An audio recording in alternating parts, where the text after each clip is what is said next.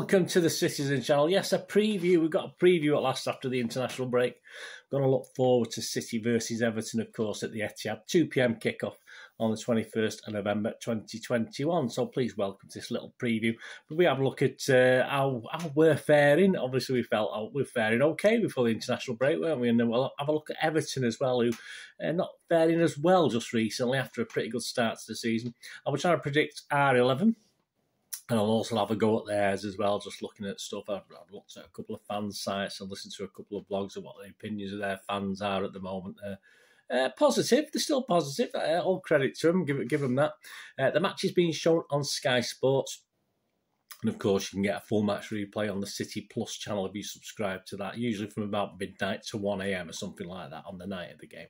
Who's in charge? Well, we've got Mr. Atwell in the middle, guys. He's taking charge of 10 matches this season. Not involving City, fortunately, but yeah, showing 37 yellow cards. But he's not shown a red yet, so it might bode well.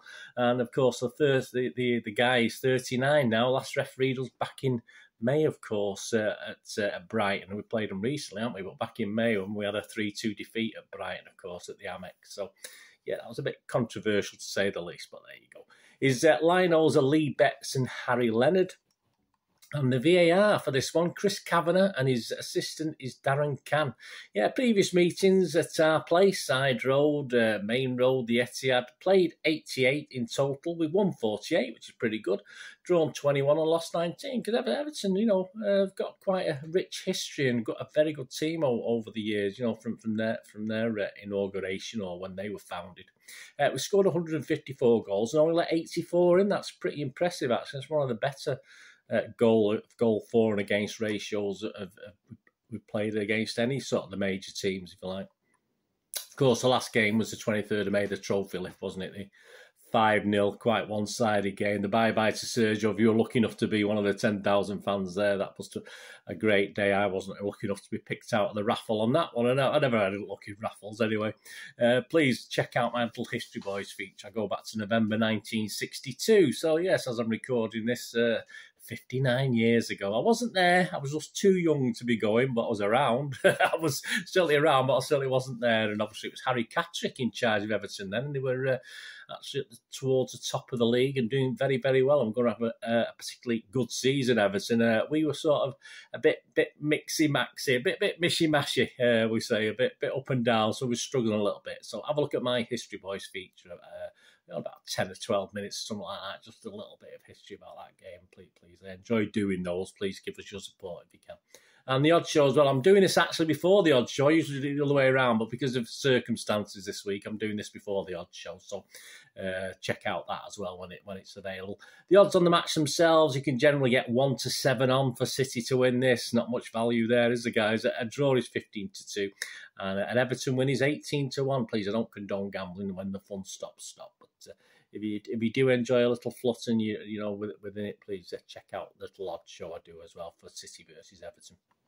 Right, City, yeah, well, I'm not going to say too much. We know, don't we? Obviously, Pep will be giving his pre-match conference, his pep talk on 1:30 p.m. on Friday the 19th of November. Happy birthday, son. It's my lad's birthday, 19th of November. So he'll be doing that. I think most guys have come back from the internationals fit. Let's hope so. A bit of a funny one with Bernardo when he was asked to take him off, but I don't think it was because of injury, just because he thought he wasn't playing the right way for the game. I've talked about that on a couple of other vlogs. A very, very strange situation. But anyway, I don't think we've got any injuries. Will he have one eye on PSG next week? I don't think so. I think this is his priority. We've got till next Wednesday, of course, for PSG. And obviously, we've got the little matter of West Ham the few days after that as well, haven't we? 3 days after that. So that'll be the interesting thing. I think he's going to go full strength with this one, surely. Strongest 11. I mean, whether his strongest 11 is the same as my strongest 11 or your strongest 11, who knows? But I'll tell you that in a minute once I've gone through, had a quick look at Everton for you. So I think this is priority. I think he'll play his strongest team he's got. And I said, fingers crossed, everyone's come back from the international break okay. And of course, I think we've lost 2 out of the last 3 at the Etihad now, haven't we? Something like that. We certainly lost 1, didn't we, against Crystal Palace. We need to re-establish very quickly because this is a point in time now without any international breaks till next March. we can sort of not put this league to bed. It's going to be a tough battle, isn't it? But if we want to win and retain this title, we're going to have to sort of go on a bit of a run, I think, now. And we've got certainly beatable teams, if you like. Certainly at home, we've got some tough games. But, you know, I'm thinking of West Ham, of course, coming up very, very soon. But re-establish the Etihad as a bit of a fortress. And certainly with 3 home games in the next 8 games, that'll be a good place to start by winning all 3 of them. Yeah, as far as Everton, the honeymoon for Benitez. I think the fans are still sort of mainly behind him from what I can gather, even though he's obviously had a bit of a rough patch after a good start. They're now 11th in the table. They've won 4, drawn 3 and lost 4, scoring 16 and letting in 16. So at least they're consistent. At least it's split down the middle. And the last win was back on the 25th of September against Norwich City. Well, let's face it, everyone's whipping boys, if you like. But since then, they've lost 3 and drawn 2. The draws being, of course, at Old Trafford against United, which was a good game. They played pretty well that game. And they drew the last game against Spurs. And obviously, they had a penalty shout overturned, didn't they? They did get awarded a penalty, but VAR overturned it. Possibly correct decision. It was controversial, but I didn't see too much wrong with it going either way, to be honest with you. And of course, Spurs played very, very well. They did well to hang on Everton at the end. They did get a player sent off at the end as well, so they had to last a few minutes with 10 men. But both teams looked a little lack of... I mean, we're not interested in Spurs, we're not talking Spurs, but Conte's Spurs, obviously that was him coming back to... or him going to Spurs for his first game. So they did lack a little bit of sharpness in front of goal. They should have done better. And on another day, I think Everton might have lost that. But they sort of carried on and, you know, they kept on battling even with the 10 men till the end, even though obviously things were going against them. Benitez needs to stop the slide, of course. Will it be against us?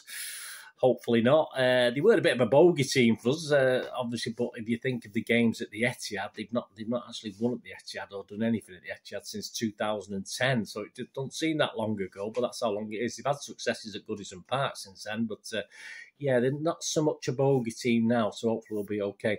He was out with some key players for the Spurs game. Calvert-Lewin, Abdul, Doucouré, Mina and Gomez. There may be 1 or 2 of them available for this. I'm not too sure, and no one's quite sure just as yet whether they will be. With still 2 or 3 days to go. And they are key misses for Everton. So obviously if they can bring any 1 or 2 of those guys back, it will help Everton's cause, I think. I don't expect them to be expansive. I expect them to sort of try and use the actual format of the Palace, you know, which I expect most teams to do with City. They do have the ability to break very well, Everton. They have the speed to get up there and supply Richarlison as well. I expect Richarlison to play in this.